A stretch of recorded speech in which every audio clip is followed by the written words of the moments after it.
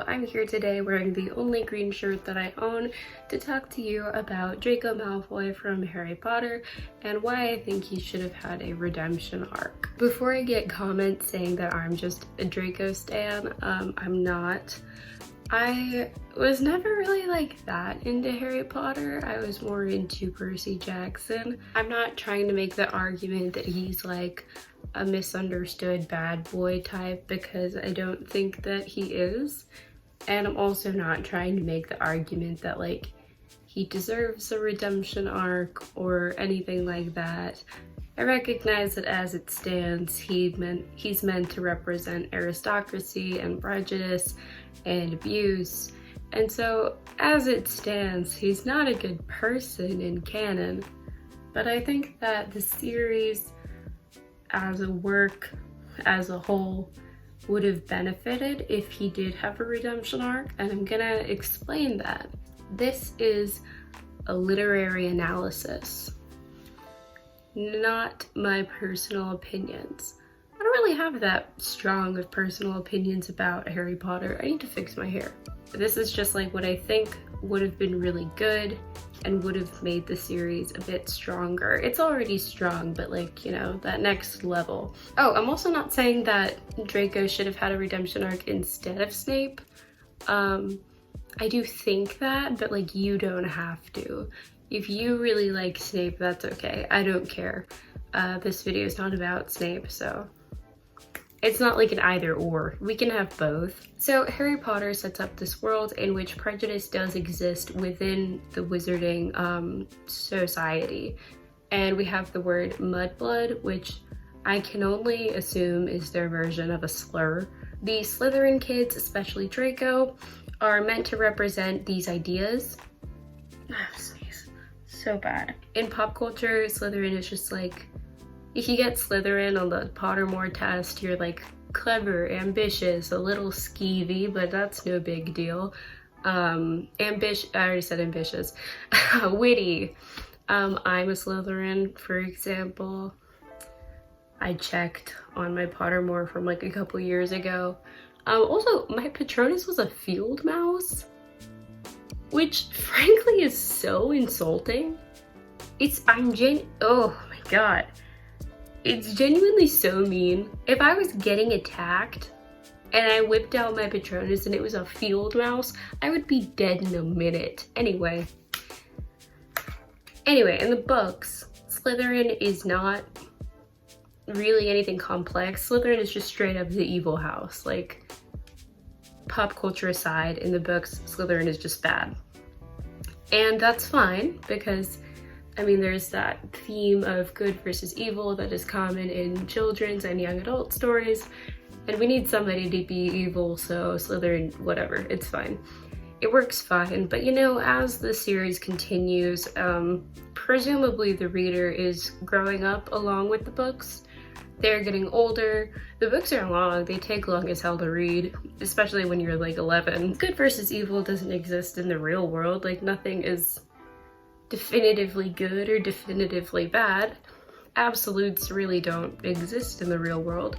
So I think if the theme of good versus evil gets a bit more nuanced, gets a bit more complicated by the time we get to Order of the Phoenix and Deathly Hallows, that would not be terrible. Like, the kids would still understand. Kids are smart. Kids are really smart. They would get it. Thematically, Draco represents the aristocracy, intolerance, and prejudice. And he's the first character who uses the word mudblood, and he also joins the Death Eaters later in the series. Although, arguably, he does that because he's been indoctrinated into holding those beliefs by his parents and by the atmosphere of Slytherin as a house. The atmosphere that he's grown up in, and the atmosphere at school that he has by being around all the Slytherin kids. Because, you know, in the books, they're just straight up the evil house, and like, everybody tells them that they're evil and bad, and that's a hell of a thing to tell a child. Me personally, one of the most valuable lessons that I learned moving into adulthood is that just sometimes my parents are wrong. and sometimes adults that I respect are wrong. A lot of kids in situations like Draco's situation with his parents never are able to recognize that their parents are wrong because they have been so strongly conditioned to believe everything that their parents say. And that's very dangerous because it leads to, you know, an entire other generation of people who are pushing the ideas that their parents had. If you make it to adulthood without disagreeing with one of your parents or both of your parents on a very fundamental issue, let me know how that is. So a lot of kids with parents who are prejudiced or are intolerant or whatever never recognize this about their parents, or if they do recognize it, they're not sure what to do about it. I think that if the media showed more children's and young adult stories about moving away from what your parents believe, doing the opposite of what your parents believe, I think it would really have an actually good influence on a lot of kids who grow up with very prejudiced families, very traditional families. And Harry Potter has such a massive pop culture influence, such a massive platform, that like if kids were able to watch themselves through Draco, then it would be an incredible thing. Like kids would, I think, have a much easier time identifying themselves as Draco, because nobody wants to identify themselves with the bad guy, with the villain. So if they were able to see like this person is troubled because they know their beliefs are wrong or their parents' beliefs are wrong, and then see him actually do something to change it, I think that would actually have a positive effect on a lot of kids. And you know, it's Harry Potter, like it's not, I know that it's not like political theory or anything, but fiction does impact reality, especially for little kids and young kids who are still so impressionable and who still get a lot of their worldview from either their parents or from the media that they consume. So if they watch somebody go from holding these very antiquated prejudiced beliefs and then deciding to switch over to the good side, that would be a good thing. I will cite Zuko's redemption arc from Avatar: The Last Airbender. Best arc in all of children's media. Zuko was such a good character because of his redemption arc. There's also this question of what comes next. Once these kids have identified that prejudice is wrong and that their parents are prejudiced, what do they do? What do you do after you recognize that your parents hold beliefs that you do not? You have to go somewhere with it. And if Draco did that, if he recognized his own prejudice and his parents' prejudice and then changed it, or changed his own, that would at least give kids some kind of plan, some kind of blueprint for, you know, you don't have to believe what your parents tell you. That is such a strong, it's a message that I wish I had learned earlier, not because my parents are terrible people, but just because, like, adults in general, you know, you don't have to believe something just because an adult told you. Kids are smart. Kids can handle learning about the world in a way that is complex and difficult to understand. The world's not black and white, it's not good and evil. And yes, prejudice is bad, but a lot of decent people hold prejudice and they're capable of change.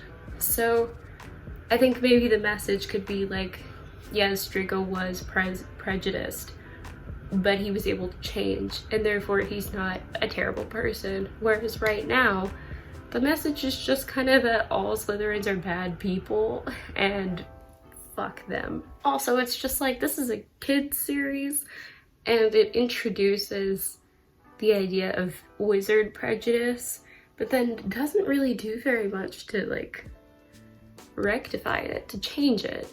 Like, it still exists at the end of the series. Voldemort may be dead, but he's not the reason that prejudice exists. He's just a figurehead, and prejudice can exist for a very long time without a figurehead. Anyway, that's why I think that Draco should have had a redemption arc, because it would have been so powerful for like little baby me to watch, like, you know, this kid who's been raised in such toxic, horrible beliefs decide that they're wrong and change his beliefs.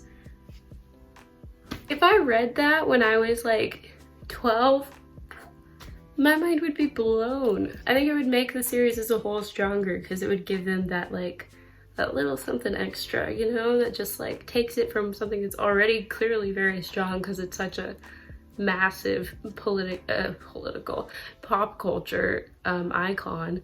And I think it would have given it like a little something extra. Snape's redemption arc is, but like nothing really comes from it because he dies so soon after it that like you're like, ah, he wasn't bad after all. That's good to know now that he's dead. Whereas Draco is still a child. He's still capable of changing himself completely. And he's still alive by the end of the series, so he's still capable of going on and changing and being better than he was. And that's really all life is about. Being better than you were. Anyway, that's all I got. Let me know if you agree. And if you haven't already, please like and subscribe. I'm really close to 100 subscribers and I really want to hit that number, so please subscribe. And I will see you next time. Thank you. Bye.